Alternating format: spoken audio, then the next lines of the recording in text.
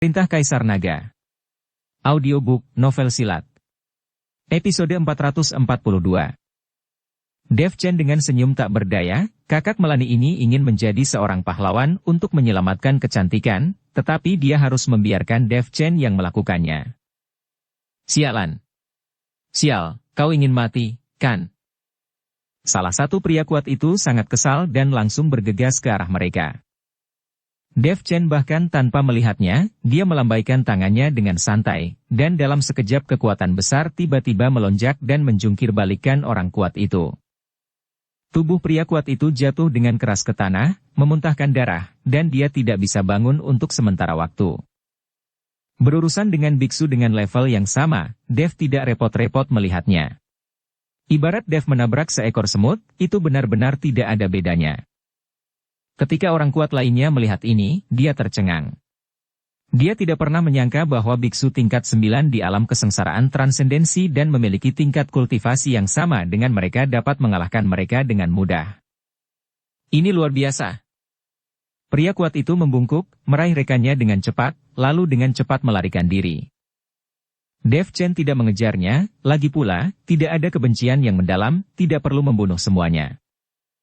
Terlebih lagi, dengan Grace belum saling mengenalnya saat ini. Melihat Dev Chen dengan santai melambaikan tangan pada kedua pria kuat itu, mata Grace terkejut, dan matanya sedikit berubah ketika dia melihat Dev. Cantik, jangan takut, saudara ipar saya telah mengusir orang itu. Kakak Melani memandang Grace, dan dengan sengaja mengucapkan kata-kata saudara ipar dengan sangat serius, hanya dengan sengaja menekankan hal yang umum. Terima kasih. Grace buru-buru membungkuk dan berterima kasih padanya. Sama-sama, ini semua masalah sepele. Apakah wanita cantik seperti Anda memiliki nama?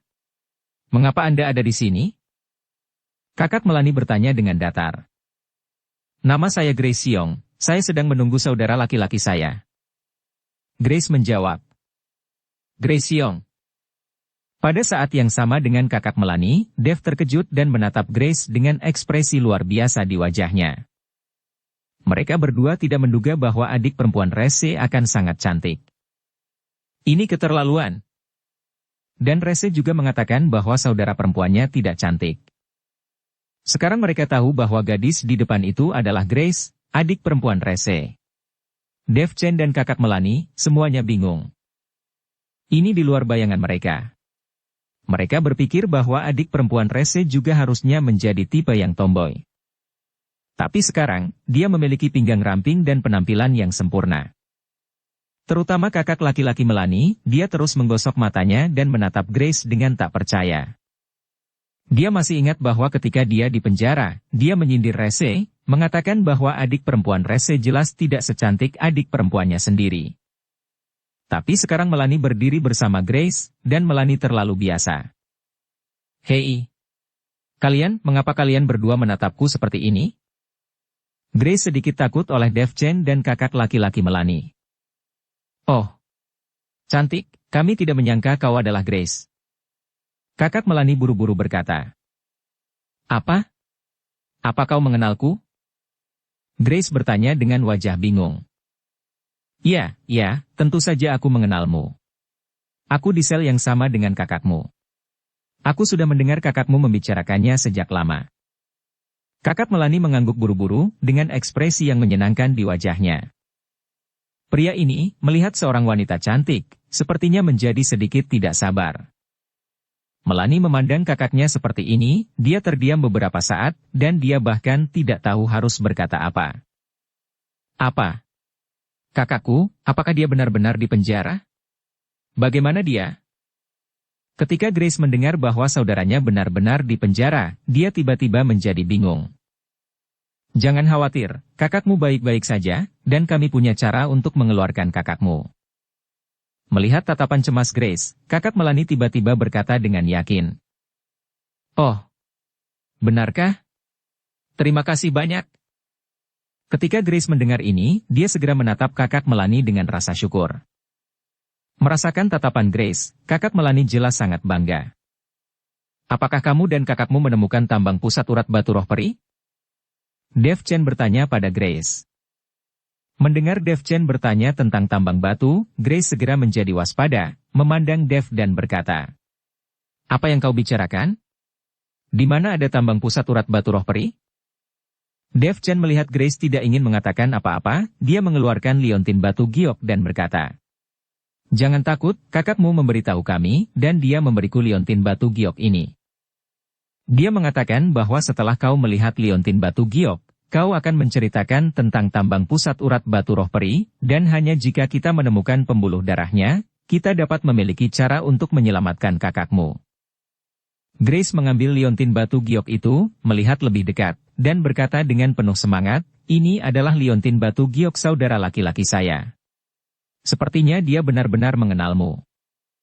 "Tambang batu roh peri tidak ada di sini, izinkan saya menunjukkannya." Grace menurunkan kewaspadaannya, dan kemudian membawa mereka untuk menemukan tambang pusat urat batu roh peri. Untuk menghindari terdeteksi, Dev dengan sengaja meletakkan formasi pelindung di sekelilingnya, yang bergerak saat semua orang bergerak. Beberapa orang juga tidak berani terbang. Lagi pula, tujuan terbang terlalu beresiko untuk ditemukan dengan mudah. Sepanjang jalan, kakak Melanie selalu berbicara dengan Grace dari waktu ke waktu, dan terus berbicara, seolah-olah kakak Melanie ingin mendapatkan Grace. Lagi pula, dengan wanita cantik seperti itu, pria mana yang tidak ingin bermain bercinta? Tapi semakin kakak Melanie seperti ini, semakin Grace menunjukkan rasa jijik, dan pada akhirnya dia berhenti berbicara dengannya. Sebaliknya, Dev pendiam di sepanjang jalan, dan tidak sengaja mendekati Grace, tapi Grace selalu tertarik pada Dev. Terutama memiliki liontin batu giok kakaknya diambil dari tangan Dev. Grace percaya bahwa hanya mereka yang memiliki lain batu giok kakaknya yang dapat menyelamatkan saudaranya. Seberapa jauh lagi? Setelah berjalan selama 1 jam, Dev bertanya pada Grace. "Tidak jauh, itu di puncak gunung di depan." Grace berkata sambil menunjuk puncak gunung tidak jauh. Dev Chen melihat ke puncak gunung dan menemukan bahwa ini bukanlah tempat yang sulit dijangkau bagi siapapun, dan tidak tersembunyi. Bagaimana mungkin tidak ada orang lain yang menemukan tambang pusat urat batu roh peri? Tidak sulit menemukannya di sini, mengapa tidak ada yang menemukannya? Dev bertanya dengan curiga. "Kau akan tahu ketika kau sampai di tempat itu." Grace tersenyum sedikit. Senyum Grace membuat Dev Chen langsung merasakan getaran dan terpaan angin musim semi. Di sisi Melanie dan kakak laki-lakinya, rasa cemburu mengalir keluar dalam sekejap. "Kakak, lihat dirimu sekarang, apakah kau tidak malu pada dirimu sendiri?" Melanie memandang kakaknya dan berkata dengan jijik. "Tinggalkan aku sendiri, kau sebaiknya menjaga kakak ipar, dan jangan biarkan dia berbicara dengan gadis lain di depanmu." Kakak Melanie berkata kesal. Melanie sangat marah sehingga dia tidak peduli padanya lagi, dia tidak bisa berbuat apa-apa dengan kakaknya ini. Setelah setengah jam lagi, semua orang akhirnya mencapai puncak gunung. Pada saat ini, di depan puncak gunung adalah jurang maut. Tapi di puncak gunung, tidak ditemukan tambang pusat urat batu roh peri. Jika ada, Dev bisa dideteksi. Bagaimanapun, kekuatan spiritual dari dalam batu roh peri berbeda dari batu roh biasa. Sepertinya tidak ada tambang batu roh peri di sini, kan? Dev Chen memandang Grace dengan curiga dan bertanya. "Tenang. Ikutlah denganku." Setelah berbicara, Grace benar-benar melompat ke dalam jurang. Ketika Dev Chen melihat ini, Dev Chen melompat ke bawah. Yang lainnya pun mengikuti. Meskipun itu adalah jurang yang dalam, tidak ada hal buruk yang akan terjadi pada mereka para biksu. Lagi pula, mereka sudah bisa terbang di langit. Saat semua orang turun dengan cepat, sebuah lubang muncul di tebing. Lubang itu tidak besar dan hanya bisa menampung 1 orang untuk masuk. Kemudian Grace menstabilkan tubuhnya, dan kemudian masuk ke dalam gua. Dev Chen dan lainnya masuk secara bergantian, dan begitu mereka memasuki gua, Dev merasakan aura batu roh peri. Di dalam gua itu sangat gelap, dan Dev Chen langsung mengangkat bola api dari telapak tangannya, menerangi area sekitarnya. Setelah berjalan di sepanjang pintu masuk gua dari kejauhan, Dev melihat bahwa di dinding batu di sekitar gua, bertahtakan batu roh peri. Meskipun sepertinya tidak banyak, dibandingkan dengan menemukan batu roh peri di luar selama 1,5 tahun, tempat ini sudah bisa disebut tambang. Oh, banyak batu roh peri, banyak uang. Hahaha. Melihat batu roh peri di sekitar dinding gua, kakak Melani menjadi sedikit gila, dan buru-buru menggali batu roh peri dengan tangannya. Tapi batu roh peri sepertinya tumbuh di dinding batu, tidak peduli seberapa keras kakak Melani mencoba, tetapi walaupun sepotong batu roh peri tidak bisa digalinya. Dinding batu ini sangat keras. Jika Anda ingin menggali batu roh peri, Anda harus melakukannya dengan perlahan, dan dibutuhkan banyak kekuatan spiritual untuk melakukannya. Melihat ini, Grace buru-buru menjelaskan. Jika Anda bisa mengambil dan menggalinya dengan mudah, Anda bisa mendapatkan batu roh peri yang banyak. Diperkirakan Rese dan Grace telah mendapatkan banyak batu roh peri. Dev melihat batu roh peri seukuran kepalan tangan, dan kemudian berjalan ke depan, lalu api pamungkas membumbung dari telapak tangannya menghanguskan dinding batu. Kemudian dengan genggam tangannya, batu peri itu jatuh. Apa? Tembok batu ini takut api? Melihat pemandangan ini, Grace bertanya dengan kaget. Rese dan Grace itu, setelah banyak usaha, hanya mendapatkan beberapa dari batu roh peri, jadi Rese membawa batu roh peri ke kota binatang untuk dijual, tapi dia ditangkap. Setelah dipanggang dengan api, dinding batu akan menjadi tidak terlalu keras, dan batu roh peri akan mudah digali. Dev mengangguk, lalu melanjutkan, apakah ada orang lain yang tahu tempat ini? Tidak ada, hanya kami dua saudara laki-laki dan perempuan, dan sekarang ada kalian. Grace menggelengkan kepalanya dan berkata. Dev Chen melihat batu roh peri di dalam gua, dia tahu bahwa jika dengan hanya beberapa orang saja, dia harus menambang semua batu roh peri di sini sampai tahun monyet. Dia sekarang harus menemukan orang untuk bekerja sama, yang disebut kerjasama win-win solution. Tapi siapa yang bisa melakukan hal seperti menambang batu roh peri? Dev Chen memikirkan Judson, bagaimanapun juga, Judson mempunyai toko akuisisi batu roh peri di kota binatang, dan dia juga tahu banyak tentang aspek ini. Tapi setelah memikirkannya, Judson terlalu takut akan kematian, dan dia masih menjadi anggota rumah penguasa kota-kota binatang. Jika dia benar-benar memberitahu Judson tentang tambang ini, diperkirakan orang ini akan mengambilnya sendiri. Orang ini terlalu serakah, dan dia serakah akan kehidupan dan ketakutan akan kematian, ditambah dengan identitas anggota rumah penguasa kota, jadi Dev melupakan untuk mengajak Judson. Dev Chen memikirkan Eren, tetapi dia juga merasa salah. Eren adalah bawahan Jenderal Singh. Jika Eren tahu, saya khawatir Jenderal Singh juga akan tahu. Dev tidak ingin Jenderal Singh mengetahuinya. Sekarang Eren berada di bawah kekuatan Jenderal Singh, jika lawan secara paksa merebut tambang batu roh peri ini, tidak ada cara untuk menghentikannya. Tiba-tiba, Dev memikirkan seseorang, yaitu Paman Qian. Dia dibawa oleh Melani untuk bertemu dengannya ketika dia baru saja memasuki kota binatang. Paman Qian bukan dari rumah penguasa kota, dan Paman Qian itu masih ras manusia, mustahil untuk berkomplot dengan orang-orang di kota binatang. Selain itu, kekuatan Paman Qian telah mencapai tingkat 4 di alam Mahayana, yang cukup untuk membunuh semua orang. Pada saat itu, setelah Paman Qian tahu bahwa Dev juga seorang biksu manusia, dia cukup melindungi. Hanya dia. Dev diam-diam bertekad dalam hatinya. Dia akan meminta Paman Qian untuk bekerja sama dalam menambang urat batu roh peri ini. Dev tahu bahwa dia tidak bisa tinggal di kota binatang untuk waktu yang lama, jadi dia harus mencari orang untuk bekerja sama dan menambang batu roh peri dalam waktu singkat. Setelah memikirkannya, Dev memandang beberapa orang, kalian tunggu aku di sini, aku akan melakukan sesuatu. Saat aku pergi, jangan menambang batu roh peri sendirian. Hemat kekuatan spiritual kalian dan cegah kecelakaan. Saudara Chen, apakah kamu akan menyelamatkan kakakku? Grace telah memberitahu Dev lokasi tambang batu roh peri, dan dikatakan bahwa Dev akan pergi untuk menyelamatkan kakaknya. Ya, aku akan mengeluarkan kakakmu. Dev mengangguk dan berkata. Terima kasih. Grace tersenyum ke arah Dev. Tubuh Dev sedikit bergoyang, Grace ini benar-benar terlihat anggun ketika tersenyum. Dev belum merasakan hal ini untuk sementara waktu, tetapi dia telah memiliki banyak wanita di sisinya, dan dia tidak memiliki banyak urgensi tentang kultivasi ganda. Bagaimanapun, dia sekarang memiliki Zhongli di sisinya, dan dia tidak pernah kekurangan wanita di sisinya, dan semuanya adalah wanita cantik. Dev keluar dari gua dan langsung menuju kota binatang. Pada saat ini, di rumah seorang jenderal di kota binatang, ada mayat di halaman. Mayat ini milik Yusef. Tulson melihat mayat saudaranya dengan perasaan campur aduk di hatinya. Seorang pria berwajah berat yang mengenakan seragam jenderal adalah Urexton Kyu, ayah Tulson. Urexton tidak memiliki banyak kesedihan, matanya penuh dengan kehikmatan.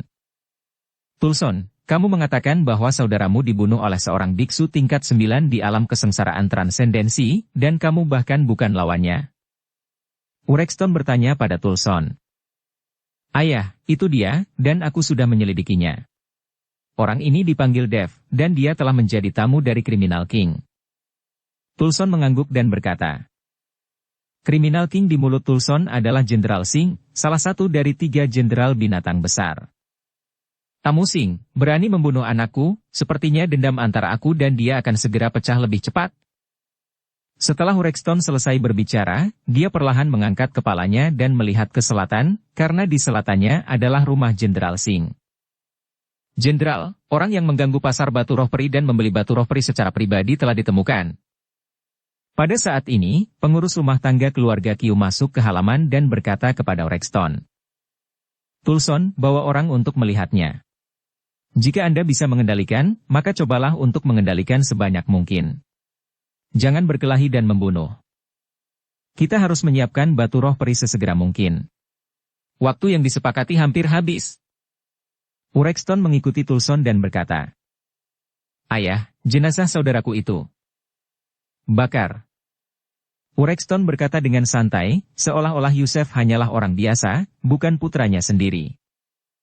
Tulson tidak terkejut dengan sikap ayahnya, karena di mata Urexton, hak kekuasaan lebih penting daripada putranya sendiri. Dia bisa bertahan hidup tanpa putranya, tapi tanpa bisnisnya, akan merepotkan jika dia mencoba mengambilnya lagi.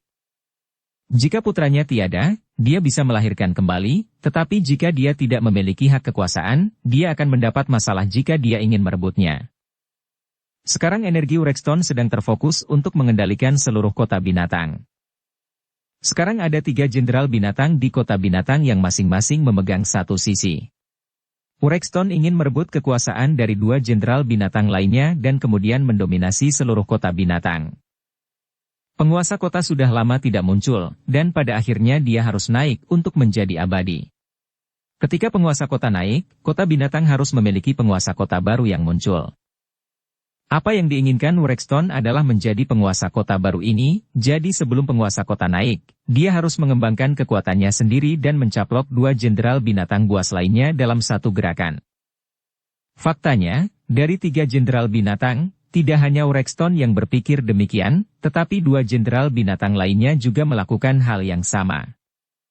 Jenderal Singh juga ingin menjadi penguasa kota selanjutnya, jika tidak, dia tidak akan berkeliling untuk memenangkan hati banyak bawahan dan menjanjikan banyak keuntungan.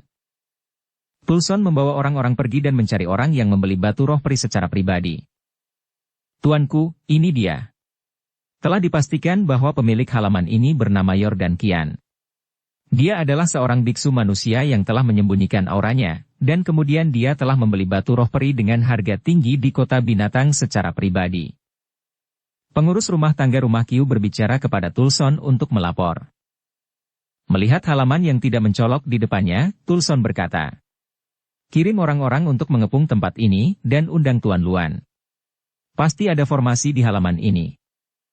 Ayah saya berkata, cobalah untuk mengendalikan sebanyak mungkin, jangan melawan dan membunuh, kita juga harus mempekerjakan orang sekarang. Tulson tahu bahwa ada formasi di halaman dan dia tidak bisa mendobrak dengan paksa, dan seorang biksu manusia, yang telah lama bersembunyi di kota binatang, juga telah membeli batu roh peri secara pribadi. Dia juga memiliki beberapa keterampilan. Tulson ingin mengumpulkan uang itu dan menggunakan mereka. Tuanku, orang telah dikirim untuk mengepung tempat ini, dan Tuan Luan sudah dalam perjalanan. Kata pengurus rumah tangga. Tulson untuk melapor. Setelah Tulson mendengar ini, dia melirik pengurus rumah tangga dengan sangat menghargai. Lagi pula, bisa menjadi pengurus rumah tangga rumah Kyu, dia pasti memiliki kemampuan untuk mengamati emosi orang dan melihat berbagai hal. Beberapa menit kemudian, seorang lelaki tua yang mengenakan kemeja cian panjang dan sedikit janggut datang. Orang tua ini adalah Tuan Luan, dan dia adalah ahli formasi. Sebagai master formasi, dia sangat dihormati di kota binatang. Tuan Luan. Melihat Tuan Luan datang, Tulson dan pengurus rumah tangga buru-buru melangkah maju untuk memberi hormat. Tuan Kyu, ada apa mengundangku? Tuan Luan bertanya. Tuan Luan, ada seorang biksu manusia yang bersembunyi di rumah ini. Saya kira pasti ada formasi di rumah ini, jadi saya meminta Tuan Luan untuk membantu menghancurkan formasi dan tidak membuat khawatir orang-orang di dalamnya. Kata Tulson. Oh, gampang. Tidak masalah. Tuan Luan selesai berbicara, sebuah rune berkedip di telapak tangannya. Kemudian dengan lambaian lembut telapak tangannya, rune itu perlahan menjauh, dan kemudian seluruh rumah disertai dengan cahaya putih samar yang melintas, dan tidak ada reaksi. Beres. Tuan Luan berkata dengan enteng. Apa? Itu saja. Tulson terkejut, dan kemudian dia tidak bisa menahan diri untuk tidak memuji, Tuan Luan pantas menjadi master formasi yang terkenal, Anda sungguh menakjubkan. Ah, formasi tingkat rendah semacam ini, saya bisa menghancurkannya sesuka hati, tidak ada yang kuat tentang itu. Tuan Luan berkata dengan ekspresi bangga di wajahnya. Setelah menghancurkan formasi, Tulson membawa orang-orang ke halaman dalam sekejap. Pada saat ini, Yordan masih memilah-milah batu roh peri yang diperoleh. Dia berencana untuk membiarkan Dev datang dan mengambilnya. Lagi pula, jika dia memiliki terlalu banyak batu roh peri di tangannya, itu akan menarik perhatian rumah penguasa kota. Karena seluruh rumah dilindungi oleh formasi, Yordan tidak akan pernah berpikir bahwa seseorang dapat menerobos masuk secara paksa tanpa memberitahu dirinya sendiri, jadi dia mengendurkan kewaspadaannya. Ketika dia menyadari bahwa seseorang akan datang, itu sudah terlambat. Tulson menendang pintu kamar dengan tendangan dan muncul di depan Yordan. Yordan terkejut, masih ada batu roh peri yang menumpuk di depannya. Sangat lancang. Kau berani membeli dan menjual batu roh peri secara pribadi di kota binatang. Tulson melihat batu roh peri di depan Yordan, dan berteriak dengan marah. Alasan mengapa Tulson tidak secara langsung membuka identitas biksu manusia dari Yordan adalah karena dia takut Yordan itu akan melompati tembok dengan tergesa-gesa, dan dia akan mencoba yang terbaik untuk melarikan diri. Menjual dan membeli batu roh peri secara pribadi bukanlah kejahatan yang sangat serius, tetapi jika itu adalah biksu manusia yang berkeliaran di kota binatang dan berani melakukan ini, itu akan menjadi kejahatan besar. Tuan Muda Kyu. Melihat Tulson secara pribadi membawa orang-orang ke sini, Yordan sedikit terkejut. Lagi pula, hal semacam ini biasanya dilakukan oleh tim penegak hukum kota binatang. Bagaimana mungkin Tulson secara pribadi memimpin orang-orang untuk menangkap orang yang menjual dan beli batu roh peri? Karena kamu mengenaliku, mudah untuk menyelesaikan masalah. Akui saja kejahatanmu dengan patuh, agar tidak menderita darah dan daging. Tulson mendengus dingin dan berkata. Yordan melihat bahwa Tulson tidak mengetahui identitasnya sebagai ras manusia, dan diam-diam menghela nafas lega. Kemudian dia menundukkan kepalanya dan berkata, Tuan Muda Kyu, saya bersalah. Saya menjual dan membeli batu roh peri secara pribadi. Saya mengaku bersalah dan menerima hukuman. Tulson juga sangat puas saat melihat sikap Yordan. Orang seperti ini adalah yang terbaik untuk ditaklukkan. Menjual dan membeli batu roh peri secara pribadi harus dihukum, tetapi tergantung pada sikap Anda. Anda akan terhindar dari penjara jika Anda membiarkan kami menyita batu roh peri ini. Kata Tulson. Yordan memandang Tulson dengan tak percaya, wajahnya penuh keterkejutan, apakah yang dikatakan Tuan Muda Kyu itu benar? Saya benar-benar tidak perlu masuk penjara? Oh ya. Tentu saja. Ada banyak orang yang menjual dan membeli batu roh peri secara pribadi sekarang, dan ada juga yang menjaga dan mencurinya di titik akuisisi resmi. Saat ini, ada banyak hal seperti itu, dan kami hanya menutup mata. Tulson berkata dengan santai. Yordan sedikit terkejut. Yordan merasa sedikit konyol, dia tidak bisa percaya kata-kata ini keluar dari mulut Tulson. Itu benar? Saya benar-benar tidak perlu masuk penjara? Anda tahu, ini adalah rumah penguasa kota yang diwakili oleh keluarga Qiu. Mungkinkah rumah penguasa kota sangat toleran dengan membiarkan orang untuk menjual dan membeli batu roh peri secara pribadi? Tuan Muda Qiu, ini. Untuk sementara, Yordan bahkan tidak tahu harus berkata apa. Sikap Tulson membuatnya merasa sedikit tidak nyata. Anda menjual dan membeli batu roh peri secara pribadi, itu tidak lebih dari sekedar untuk makanan. Aku bisa memahaminya. Tapi kali ini aku menemukan dan menangkapmu. Jika itu orang dari rumah jenderal lain, Anda mungkin tidak beruntung. Saya berpikir itu bagus Anda melakukan ini. Anda terus membeli batu roh peri, tetapi Anda harus mengirim batu roh peri ke rumah kami. Tentu saja kami juga akan membiarkan Anda mendapatkan perbedaan harga lebih tinggi, jadi Anda tidak perlu mengkhawatirkannya.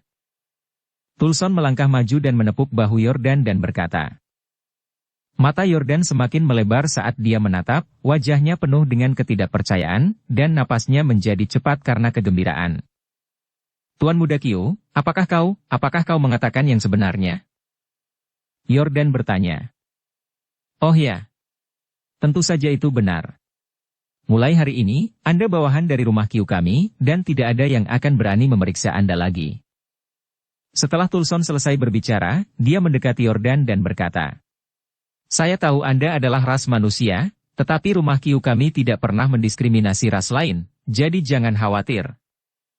Kata-kata Tulson, seperti bom, meledak dengan keras di hati Yordan. Dia tidak pernah menyangka bahwa kota binatang tidak akan mendiskriminasi ras lain sekarang. Apakah ini memungkinkan ras lain muncul di kota binatang? Jika ini masalahnya, lalu aliansi perlawanan seperti apa yang dia ikuti? Sepertinya dia tidak harus melawan sama sekali. Tuan Qiu, semakin banyak uang yang saya miliki, semakin bersedia saya melakukan pekerjaan anjing dan kuda untuk Anda, dan saya akan melewati api dan air kemanapun saya pergi. Yordan berlutut di kaki Tulson dengan penuh semangat. Tinggal di kota binatang ini, Yordan selalu khawatir, karena takut ketahuan, dia bahkan tidak berani pergi ke jalan. Sekarang jika Anda menjadi bawahan rumah Qiu, Anda tidak akan lagi takut, dan Anda bisa berjalan menyamping di jalan. Hahaha, bagus sekali. Selama kau melakukan pekerjaan dengan baik, sumber dayamu tidak akan pernah kekurangan. Di rumah Qiu kami, tidak peduli apakah itu 3 ras manusia, iblis, atau binatang buas, mereka semua sama. Tulson tertawa keras. Oke, segera. Saya akan bekerja keras. Yordan semakin bersemangat, semakin tubuhnya sedikit gemetar. Oke, kalau begitu aku akan mengambil batu roh peri ini, dan koin roh emas ungu tidak akan berkurang darimu. Setelah Tulson selesai berbicara, dia langsung melemparkan sekantong koin roh emas ungu ke Yordan. Tuan Qiu, batu roh peri ini dianggap sebagai bakti saya kepada rumah Qiu, dan itu dianggap sebagai hadiah pertemuan saya. Yordan tidak berani untuk mengambil koin roh emas ungu yang banyak. Rumah Qiu kami tidak pernah terlibat dalam hal semacam ini. Anda dapat mengambil uang ini dan mengumpulkan lebih banyak batu roh peri di masa depan. Tulson menjatuhkan koin roh emas ungu, dan kemudian memerintahkan orang-orang untuk mengambil batu roh peri dan pergi. Semakin kian melihat koin roh emas ungu di matanya, semakin dia merasa seperti sedang bermimpi untuk sementara waktu. Dia tidak pernah menyangka hasil akhirnya akan seperti ini. Ketika dia bingung, dia menjadi bawahan rumah Qiu, dan pihak lain sangat murah hati. Semakin Yordan memutuskan untuk bergaul dengan rumah Qiu di masa depan, semakin cepat Yordan meninggalkan masalah persetujuan untuk membantunya mendapatkan batu roh peri. Ketika Dev datang untuk menemukannya, kembalikan saja koin roh emas ungu kepadanya. Dan Tulson, yang berjalan keluar dari halaman, ada cibiran di wajahnya. Dia tidak menyangka bahwa semakin banyak uang yang dia keluarkan sendiri dalam beberapa kata, dia bahkan tidak membayar harga berapapun. Alasan mengapa Tulson membiarkan Yordan terus diam-diam membeli batu roh peri juga untuk menghindari menarik perhatian binatang buas lainnya. Batu roh peri yang diperoleh secara resmi semuanya terdaftar, dan tidak ada yang bisa menyembunyikannya dari pihak lain. Mereka semua telah melewati tangan 3 jenderal binatang besar.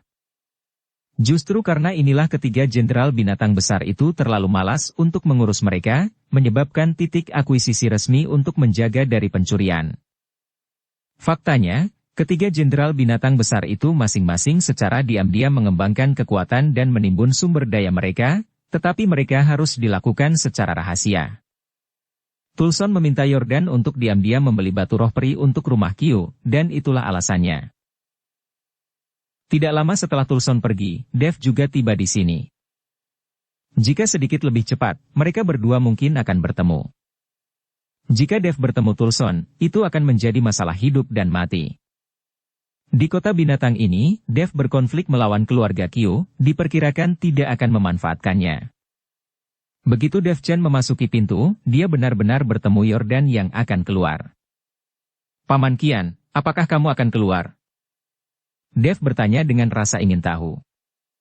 Anda harus tahu bahwa Yordan ini adalah seorang biksu manusia, dan dia selalu bersembunyi di rumah karena takut ditangkap. Beraninya dia keluar. Tidak, aku mendengar sesuatu keributan dan keluar untuk melihatnya. Aku tidak menyangka kamu ada di sini. Masuklah. Yordan berbohong dan mengundang Dev untuk masuk. Dia tidak bisa memberitahu Dev bahwa dia telah berlindung di rumah Kyo. Bagaimanapun, Dev juga seorang biksu manusia, dan dia juga memintanya untuk membantu mendapatkan batu roh peri. Sekarang jika Yordan mengatakan bahwa dia telah berlindung di Kyo Mansion, dia takut Dev Chen akan menyimpan dendam. Setelah masuk ke dalam rumah, Dev berkata, Paman Qian, aku. Rekan Taois Chen, tidak ada yang bisa saya lakukan untuk membantu Anda untuk mendapatkan batu roh peri. Penyelidikannya sangat ketat baru-baru ini, jadi sebaiknya saya mengembalikan uang Anda. Dengan mengatakan itu, Yordan mengembalikan koin roh emas ungu. Dev sambil memegang koin roh emas ungu, dia berkata, Paman Qian, kali ini aku mencarimu untuk bicara hal lain. Saya tidak berbicara tentang perolehan batu roh peri. Saya ingin bekerja sama dengan Anda. Kerjasama? Kerjasama apa itu? Yordan bertanya dengan curiga. Setelah Dev dengan santai membuat formasi pelindung, dia berbisik kepada Yordan, Paman Qian, saya telah menemukan tambang pusat urat batu roh peri dan saya ingin bekerja sama dengan Anda untuk menambangnya. Apa? Tambang batu roh peri? Yordan terkejut, suaranya langsung melebar, matanya melebar, dan dia memiliki ekspresi yang luar biasa. Ya, tambang batu roh peri mengandung banyak batu roh peri. Jika kita bekerja sama dalam penambangan, Anda tidak perlu menyelinap masuk untuk membeli batu roh peri apapun. Dev mengangguk dan berkata, Tidak mungkin, bagaimana bisa ada tambang pusat urat batu roh peri? Saya belum pernah mendengar tentang tambang batu roh peri selama bertahun-tahun. Yordan menggelengkan kepalanya, sama sekali tidak mempercayainya. Awalnya saya tidak percaya, tapi saya melihatnya dengan mata kepala sendiri, jadi itu tidak mungkin palsu. Jika kau tidak percaya padaku, kau bisa pergi dan melihat-lihat denganku. Pada saat itu, Anda akan memikirkan apakah Anda ingin bekerja sama dengan saya. Dev Chen berbicara dengan Yordan. Yordan mengangguk buru-buru dan berkata, Oke, aku akan pergi dan melihat-lihat denganmu. Jika benar-benar ada tambang batu roh peri, saya pasti akan bekerja sama dengan Anda. Jika ada tambang batu roh peri, Anda akan benar-benar menjadi kaya. Yordan mengikuti Dev Chen keluar kota dan langsung pergi ke tambang batu roh peri. Ketika dia melompat dari tebing dan memasuki gua, Yordan benar-benar terkejut. Dia tidak pernah menyangka bahwa masih ada tambang batu roh peri yang tersembunyi di tempat seperti ini. Paman Qian? Melihat Yordan, Melanie sedikit terkejut. Dia tidak menyangka Dev Chen akan membawa Yordan. Mengenai Yordan, saudara laki-laki Melanie juga mengenalnya, lagi pula, dia telah menjual batu roh peri di tangan Yordan sebelumnya. Dia seorang kenalan lama, tetapi semakin sedikit orang yang tahu tentang tambang urat batu roh peri ini, semakin baik. Sekarang, Dev Chen tiba-tiba membawa orang kembali. Semakin membuat mendapat sedikit uang, yang membuat Melanie dan kakaknya sangat bingung. Hanya sedikit dari kita, tidak mungkin menambang tambang urat batu roh peri ini, jadi saya membawa Paman Qian untuk bekerja sama. Dev Chen menjelaskan. Di mana kakakku? Grace tidak peduli dengan tambang batu roh peri, dia hanya peduli pada kakaknya. Jangan khawatir, ketika hal-hal di sini selesai, aku akan membawa kakakmu. Dev Chen menghibur Grace dan berkata. Grace mengangguk saat melihat ini, dia masih percaya Dev. Lagi pula, Dev Chen terlihat sopan, tidak seperti kakak Melanie, matanya tersenyum ketika dia melihat dirinya sendiri, dan dia terlihat cabul, yang membuat Grace sangat jijik. Saya bisa bekerja sama, dan penambangan urat batu roh peri bisa diserahkan kepada saya. Setelah melihat tambang urat batu roh peri dengan gembira, Yordan berkata dengan penuh semangat. Nah, tambang ini akan diserahkan padamu, dan ada hal lain yang harus kulakukan. Pada saat itu, semua batu roh peri yang ditambang akan diserahkan kepada saya, dan saya akan membelinya dengan harga lebih tinggi dari harga pasar, jadi Anda tidak akan menderita kerugian. Dev Chen berbicara dengan Yordan. Oke. Tidak masalah. Serahkan saja padaku, jangan khawatir. Yordan mengangguk dan berkata, Kakak ipar, kau baru saja memberikan tambang urat batu roh peri ini kepada orang lain dan membiarkannya begitu saja. Apakah kau tidak takut? Kakak Melanie bertanya dengan suara rendah kepada Dev. Tidak ada keraguan tentang mempekerjakan orang, dan tidak perlu meragukan orang. Bukannya kau masih menjaganya di sini? Aku akan pergi dan mengeluarkan rese itu, dan rese itu juga akan ada di sini, dan itu akan baik-baik saja. Dev Chen tersenyum tipis dan langsung pergi. Untuk Yordan itu, Dev Chen sepertinya agak terlalu percayainya. Dev Chen tidak tahu sama sekali, setelah dia pergi, Yordan menghubungi Tulson segera. Setelah menemukan tambang urat batu roh peri, semakin Yordan tahu bahwa dia tidak bisa mengambilnya sendiri sama sekali. Jika Anda ingin memaksimalkan keuntungan Anda harus memberitahu Tulson. Hanya dengan mengikuti keluarga Qiu dia bisa mendapatkan keuntungan terbesar. Adapun kepercayaan Dev, Yordan tidak peduli sama sekali. Dalam masyarakat ini, kepercayaan adalah kentut. Bisakah kepercayaan itu dimakan sebagai makanan? Kota Binatang, Menshan Sing.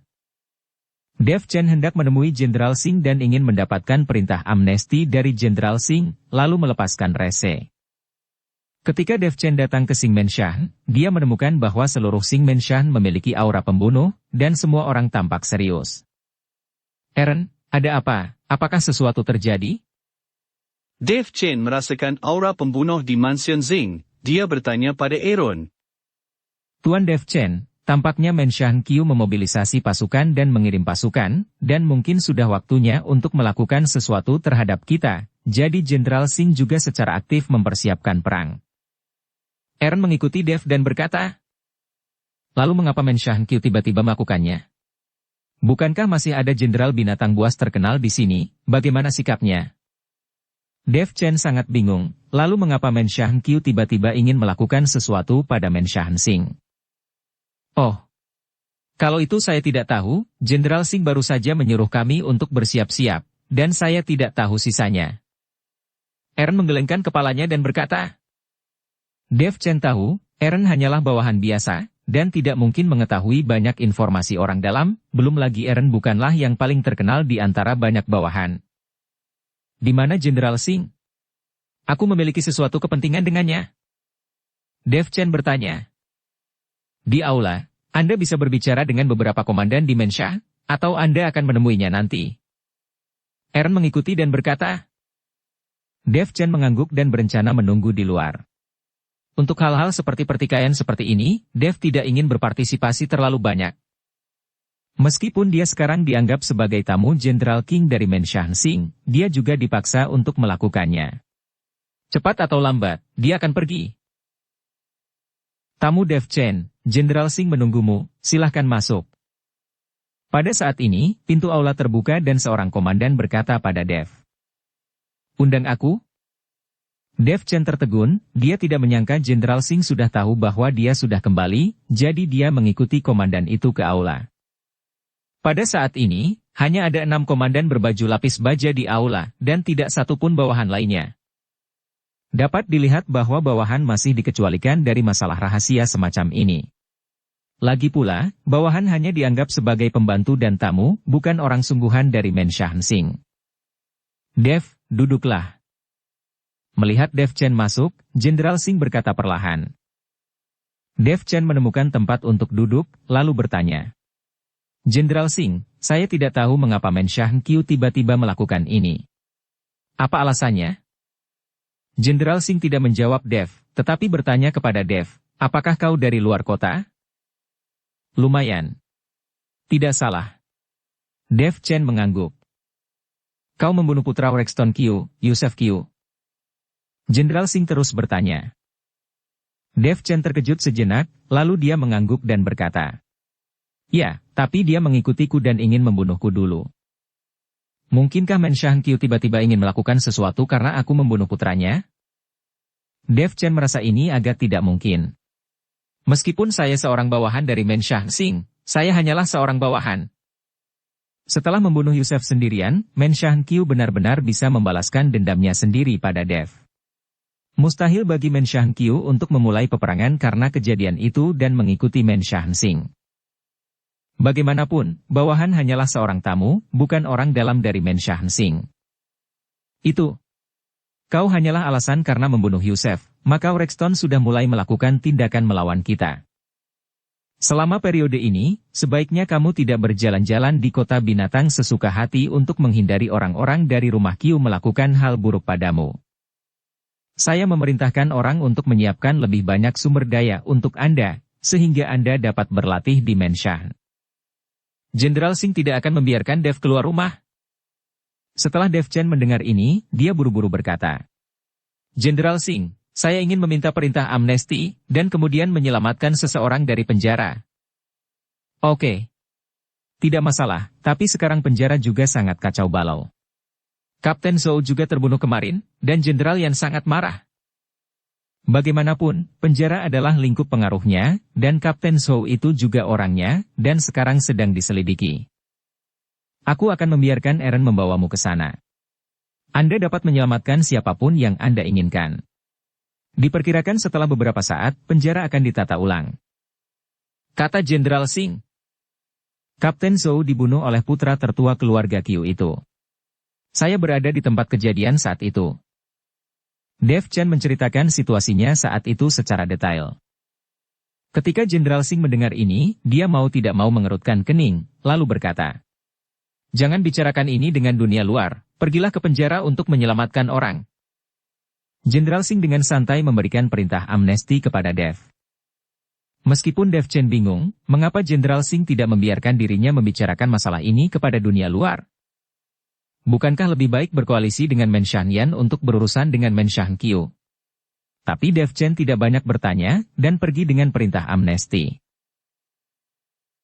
Dev Chen mengikuti Aaron ke penjara dan menggunakan perintah amnesti untuk membebaskan Resi. Ketika Resi keluar dari penjara, seorang pria setinggi 8 kaki yang bermartabat menangis. Tuan Dev Chen, terima kasih banyak. Saya tidak tahu apakah Tuan Chen telah melihat adik perempuan saya. Apa dia baik-baik saja? Rese bertanya pada Dev. Adikmu baik-baik saja, tapi sedikit lelah. Mengapa kau tidak mengatakan yang sebenarnya? Dev Chen melihat Rese dan berkata. Rese terkejut, apa? Tuan Dev Chen, saya tidak tahu di bagian mana saya tidak mengatakan yang sebenarnya. Adik perempuanmu jelas sangat cantik, mengapa kau mengatakan adikmu biasa saja? Grace dapat dianggap sebagai wanita cantik, tetapi Rese sebenarnya mengatakan bahwa adik perempuannya biasa-biasa saja. Beneran? Apakah dia cantik? Saya benar-benar berpikir adik perempuan saya sangat biasa, tidak ada yang cantik dari dirinya. Rese berkata dengan polos. Melihat Rese seperti itu, Dev tidak bisa berkata-kata. Sepertinya dia mungkin tidak dapat menemukan sisi indah dari kerabat dekatnya di sekitarnya. Lagi pula, hidup bersama sepanjang hari, yang dia lihat hanyalah kekurangan, dan Rese sering bertengkar jika tidak bisa mengatakannya. Kau pergi ke tambang batu roh peri, adikmu ada di sana, dan aku sudah menemukan seseorang untuk menambang tambang itu. Tapi jangan khawatir, akan ada bagianmu juga di dalamnya. Dev Chen membiarkan Rese pergi keluar kota dan pergi ke jalur tambang pusat urat batu roh peri. Bagaimanapun, tambang batu roh peri ditemukan oleh Rese. Mustahil untuk menendangnya secara langsung. Bersambung ke episode 443. Dukung kami dengan subscribe, follow, like, komen dan share. Terima kasih.